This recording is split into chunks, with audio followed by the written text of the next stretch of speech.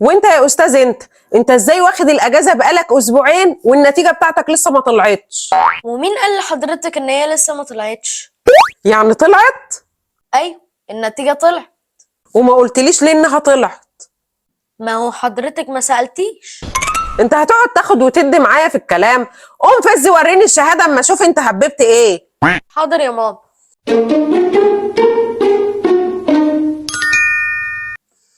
ايه ده؟ امال فين الدرجات؟ وايه اللون الاحمر اللي مغطي الشهاده كلها ده؟ درجات ايه يا مامي؟ النظام الجديد ما فيهوش درجات. ازاي يعني؟ يعني حطوا مكان الدرجات الوان. ازاي يعني؟ مش فاهمه برضو. يعني اللي جايب الدرجة النهائية بياخد لون احمر، واللي بيسقط بياخد لون ازرق، وفي بقى الاخضر والاصفر للدرجات اللي هي بتبقى في النص يعني. يعني انت عايز تفهمني ان انت جايب الدرجه النهائيه في كل المواد؟ امال انت فاكرة ايه يا مامي؟ قفلت في كله الحمد لله.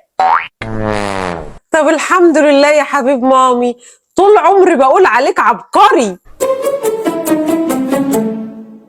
ايوه يا ماما، لا الحمد لله احمد نجح وجاب الدرجات النهائيه في كل المواد، كله احمر في احمر.